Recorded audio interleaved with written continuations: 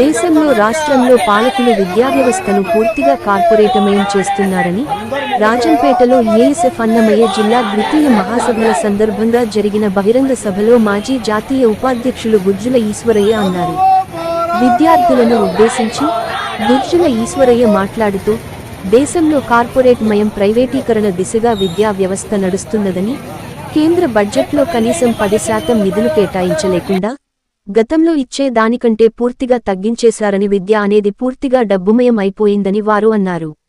దేశంలో ఉండే double engine సర్కార్ విద్యావ్యవస్థను భ్రష్ట పట్టిస్తున్నదని, రాష్ట్రంలో నూతనంగా ఏర్పడినటువంటి తెలుగుదేశ ప్రభుత్వం ఎన్నికలకు ముందు ఒక కుటుంబంలో ఎంతమంది చదువుకుంటుంటే అంతమందికి 15,000 ఇస్తానని, ఇంకా ఎంతమందినైనా పుట్టించండి, వారి అందరికీ 15,000 ఇస్తానని చెప్పినటువంటి చంద్రబాబు నాయుడు నేడు దానికి అనేక లెక్కలు వేసుకుంటూ ఇంతవరకు విద్యార్థులకు ఇవ్వలేదని, పైగా ఈరోజు 100 రోజులు పూర్తయిన సందర్భంగా వికసిత ఆంధ్రప్రదేశ్ అంటూ విజన్ పెట్టుకుంటూ ప్రతి ఒక్కరి దగ్గరికి వస్తున్నారని, ఇలాంటి విజన్లు గతంలో ఎన్నో చెప్పారని ఎద్దేవా చేశారు. ఎన్నికలకు ముందు చంద్రబాబు అండ్ కో ఇచ్చినటువంటి సూపర్ 6 పథకాలు, వాగ్దానాలు నేటికీ అమలు చేయలేక అసెంబ్లీలో తల పైకెత్తి రాష్ట్రం అప్పుల మయంగా ఉన్నదని, ఏమి చేయలేక భయమేస్తున్నదని చిలక పలుకులు పలుకుతున్నారని, ఒక్క వాగ్దానాన్ని కూడా ఈ 100 రోజుల్లో అమలు చేసినటువంటి దాఖలాలు లేవని వారు విమర్శించారు. దేశంలో గాని రాష్ట్రంలో గాని అమ్మాయిలకు రక్షణ లేకుండా పోతున్నదని, అమ్మాయిని రక్షించుకోవడంలో చట్టాలు చేస్తున్నారు, ఆ చట్టాలను పకడ్బందీగా అమలు చేసే పరిస్థితి లేదని, దేశంలోకి విదేశీ యూనివర్సిటీలు వస్తా ఉంటే స్వదేశీ యూనివర్సిటీలను దేనికి పనికిరాకుండా, అధ్యాపకులను నియమించకుండా, కనీసం మౌలిక వసతులు కల్పించకుండా ఉన్నారని, విదేశీ యూనివర్సిటీలకు రెడ్ కార్పొరేషన్ ఆ దేశంలో చెల్లుబాటు లేని యూనివర్సిటీలను ఈ దేశంలోకి తెప్పిస్తూ విద్యను పూర్తిగా అమ్ముకోవడానికి లైసెన్సులు మంజూరు చేస్తున్నారని, రాష్ట్రంలో ఉన్నటువంటి ప్రభుత్వం ఇచ్చిన వాగ్దానం అమలు చేయలేక వాటిని ఎక్కడ ప్రశ్నిస్తారో అని చెప్పి పక్కదారి పట్టించేదానికి అనేక మార్గాలు ఎంచుకుంటూ లడ్డుమీద పడ్డారు. శాస్త్రీయ పద్ధతిలో విద్యార్థుల ఆలోచన చేయాలని ఆయన కోరారు.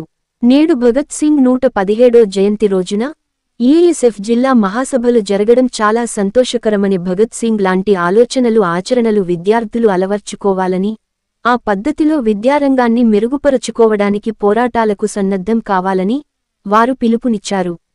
బహిరంగ సభకు ముందు రాజంపేట సబ్ కలెక్టర్ కార్యాలయం నుండి సుమారు 3,000 మంది విద్యార్థులతో పాత బస్టాండ్ మీదుగా పొట్టి శ్రీరాములు విగ్రహం నుండి బాలికల ఉన్నత పాఠశాల వరకు విద్యార్థి ప్రదర్శన నిర్వహించి విద్యారంగాన్ని కాపాడాలని, విద్యారంగానికి నిధులు కేటాయించాలని, వాటి కోసం పోరాటం చేస్తామని నినాదాలతో ర్యాలీ నిర్వహించారు.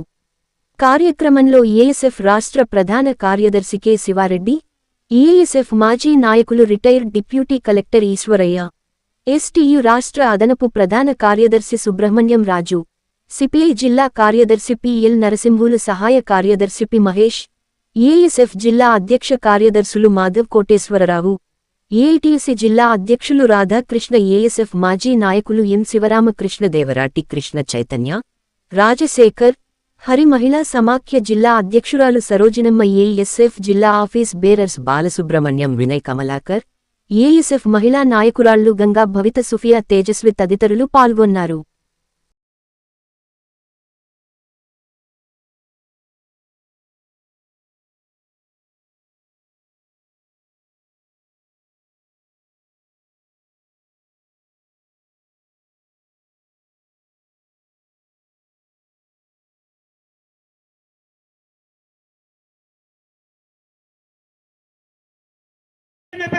వెంటనే జీవో తీసుకొని ఈరోజు ఎన్టీఆర్ వచ్చి పేరు మార్చారు. విద్యార్థుల వ్యవస్థ అంటే 15,000 రూపాయలకి ఎందుకు జీవో అని చెప్పేసి సందర్భంగా ఈరోజు రాష్ట్ర ప్రభుత్వాన్ని, నారా లోకేష్ గారిని కూడా ఈ సందర్భంగా అడుగుతున్నాం. ఇవే కాదు మిత్రులరా, అమ్మఒడి విద్యార్థులే కాదు, మనకు 3 పూట్ల అన్నం. ఈరోజు అంతా గవర్నమెంట్ పాఠశాలలో స్కూల్లో మధ్యాహ్నం ఉచితంగా భోజనం పెట్టారు. జగన్మోహన్ తీసేశాడు. లోకేష్ గారు ఇస్తామన్నాడు. 3 నెలల పిండి మధ్యాహ్నం భోజనంలో పిల్లలు గ్రామీణ ప్రాంతాల్లో, ఈ రాజంపేట పట్టణంలో చుట్టుపక్కల గ్రామాల నుంచి కూడా అనేక మంది పిల్లలు చదువుకోవడానికి వస్తారు. మధ్యాహ్నం క్యారీ కట్టుకొస్తారు, ఉదయం క్యారీ కట్టుకొస్తే కొంతమందికి చెడిపోతా ఉన్నది, సరైన భోజనం తినలేకపోతున్నారు. అందుకే ప్రభుత్వాన్ని అడుగుతున్నాం, తక్షణ ఇంటర్మీడియట్ విద్యార్థులకి మధ్యాహ్నం ఈ సందర్భంగా డిమాండ్ చేస్తా ఉన్నాం. ఇంతేకాదు ఇలా మాట్లాడుకుంటూ పోతే అనేక టీచర్ పోస్టులు ఖాళీ ఉన్నాయి. ఇదిగో డిఎస్సి, అదిగో డిఎస్సి, నిద్ర లేచినప్పటి నుంచి రాత్రి వరకు ఇదిగో డిఎస్సి అంటున్నాడు. 20 లక్షల రూపాయలు ఫీజు కట్టి మన అక్కలు మన అన్నలు ఈరోజు కోచింగ్ సెంటర్ చుట్టూ తిరుగుతున్నారు. వారికి ఉపాధి పరిస్థితి. అందుకోసం రాష్ట్ర వ్యాప్తంగా ఖాళీగా ఉన్నటువంటి టీచర్ పోస్ట్ అన్ని కూడా భర్తీ చేయాలని చెప్తున్నాం. ఇవన్నీ కూడా రాష్ట్రంలో దేశంలో విత్తనం ఈ రోజు పూర్తిగా కూడా ప్రైవేటీకరణ కార్పొరేటీకరణ చేస్తున్నారు. అందుకు నిదర్శనమే ఇక్కడ రాజంపేటలో మన ఒక యూనివర్సిటీ వచ్చింది. తెలుసా అందరికి ఏ యూనివర్సిటీ వచ్చిందో? అన్నమాచార్య యూనివర్సిటీ వచ్చింది. తెలుసా? గవర్నమెంట్ యూనివర్సిటీ లేదు మన అన్నమయ్య జిల్లాకి, కానీ ప్రైవేట్ యూనివర్సిటీ మాత్రం ఉంది. ఈరోజు అన్నమాచార్య యూనివర్సిటీ వచ్చిన తర్వాత ఈరోజు ఫీజులు చేశాను. ఇక్కడే ఈ రాజంపేటలో మున్సిపల్ కమిషనర్గా పనిచేశాను. తర్వాత ఇక్కడే తహసీల్దార్గా కూడా పనిచేశాను. అంటే ఎందుకు చెప్తున్నారంటే విద్యార్థి ఉద్యమంలో కూడా నేను కూడా విద్యార్థి ఉద్యమంలో ఏఎస్ఎఫ్లో పనిచేసి ఏఎస్ఎఫ్లో విద్యార్థి సమస్యల కోసం పోరాడుతూ చదువుకొని ప్రభుత్వ ఉద్యమంలోకి వెళ్ళడం జరిగింది. కాబట్టి మీరందరూ కూడా రెడ్ సల్యూట్ కామ్రేడ్ ఈశ్వర గారికి. Red salute, we salute, red salute to comrade. We salute, red salute, red salute to comrade.